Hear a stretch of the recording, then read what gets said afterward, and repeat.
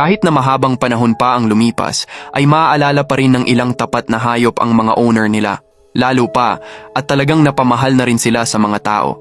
Tulad ng mapapanood natin sa mga videong ito nung muli silang magkita sa hinaba-haba ng lumipas. Kaya tara, at umpisahan na natin ang nakakaantig na pangyayaring nakunan ng kamera.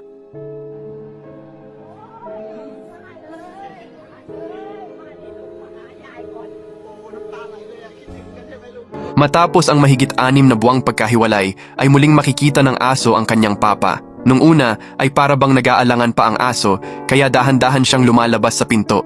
Nagdadalawang isip pa siya kung ito nga ba ang papa niya.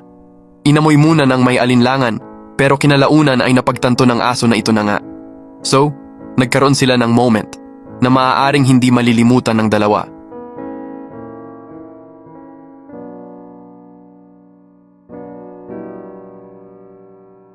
Bagaman isa ang mga rhino sa delikadong nilalang na nabubuhay sa Africa, ay mukhang hindi nakalimot ang isang ito sa tao. Mula noong 2015, ay inalagaan na siya at binigyan ng pangalang Kitui dahil namatay na ang inahin nito. Mula baby, ay ang caretaker na ito na ang tumayong magulang niya hanggang sa kaya na nitong mamuhay sa wild, at sa paglipad nga ng ilan pang taon, ay hindi inaasahang magkokros ang landas nila.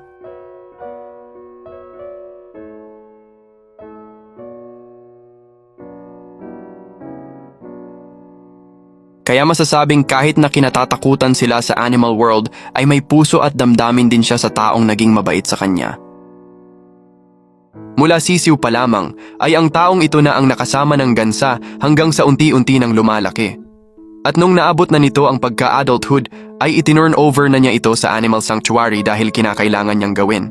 Pero nung muli silang magkita, ay narito ang nakakaantig na reaksyon ng dalawa.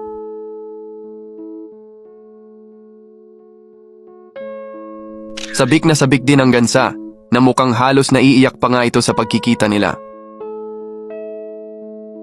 Gaano rin kasaya ang isang ito nung muli siyang makita ng babaeng nagpalaki sa kanya.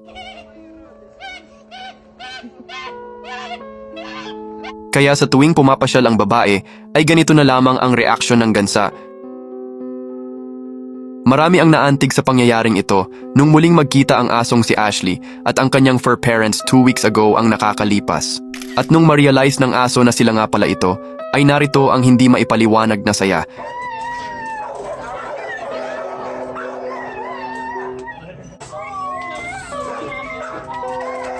Kaya naman hindi na nila pinatagal pa ang reunion, agad nilang inasikaso ang papeles upang maiuwi na ang asong si Ashley na may ngiti sa kanyang mukha.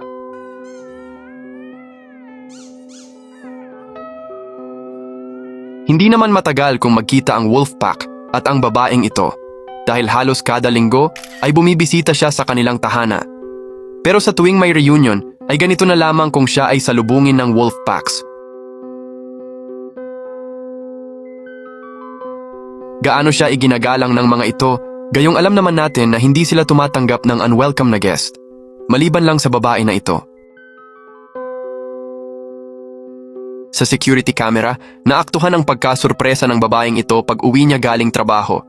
Dahil ang pusa na nawala na ng halos 3 buwan ay nakauwi muli sa kanilang tahanan.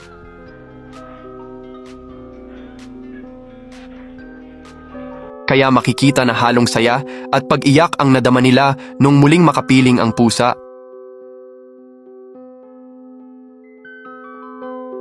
Habang nagaganap ang live interview sa isang news, hindi rin inaasahan na muling makikita nila ang pusa sa tulong ng mga rescuer. Kaya naman halong emosyon din ang hindi maipaliwanag. How are you feeling right now? I'm feeling great. I'm blessed. He's wet, but he's okay. You all have been here. Emosyonal din ang reunion ng taong ito sa dati niyang mga alaga. Sa paglipas kasi ng ilang taon, bumalik siya upang bisitahin ang mga kabayo. Pero malayo pa lamang ay alam mo na din talaga na kilala pa rin siya ng mga ito. Kaya narito ang nakakaantig na pagkikita. Sino ba naman ang hindi maiiyak kung muli mong masisilayan ang mga minahal mong hayop tulad nila? Sobrang saya din ng batang babae nung masurpresa din siya sa kabayong hindi niya nakita ng matagal. At sa pagkakataong ito ay mangiyak-ngiyak din ang bata.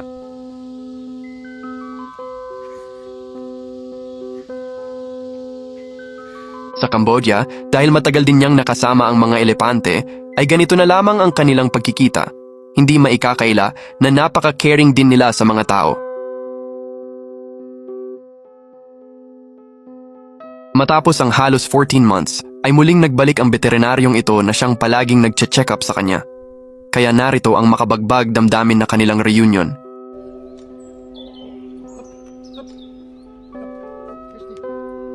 Dahil sa isang nakakagimbal na wildfire, kinailangan nilang iligtas ang kawawang usa na nanghina na sa pangyayari kaya napalapit ang loob nito sa kanila. Pero sa hindi inaasahang pagkakataon ay nagulat sila nung bigla itong pumasok sa bahay at nakita niya ang taong nag-rescue sa kanya. Hi, Bambi. Oh, look at that. Nakakatuwa lang dahil kilala pa rin siya nito. Tingnan din kung gaano ka-excited ang zebra matapos na hindi sila magkita sa loob ng halos 1 linggo. Malayo pa lamang ay mangiyak-ngiyak na ito sa saya habang tumatakbo palapit. Nakakatuwa din nga naman ang bonding nilang dalawa na hindi maipagkakaila na napamahal na rin ng zebra. Pagbalik ng babae ay agad siyang dumiretso sa farm ng mga tupa upang bisitahin ang mga ito sa paglipas ng ilang araw. Dali-dali naman silang nagtakbuhan palapit at isa-isa niya silang binigyan ng yakap at kiss.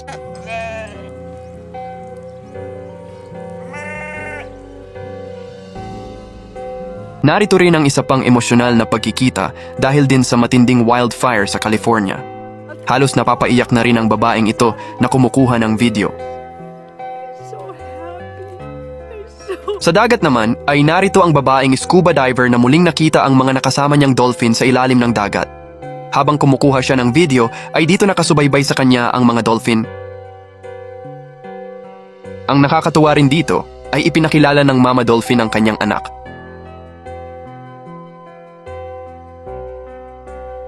Kahit na ang kinatatakutang agresibong polar bear ay iba rin kung maka-appreciate ng taong naging parte ng buhay niya.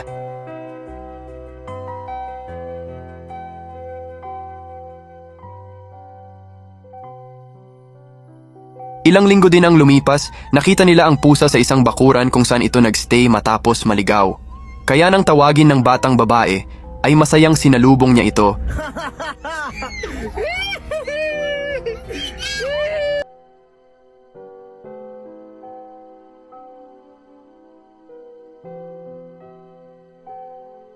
Talagang kahit na ilang linggo, buwan o ilang taon pa ang lumipas, ay hindi pa rin malilimutan ng mga hayop ang mga taong nagmahal sa kanila. Kaya yan lang muna ang mga video natin sa ngayon.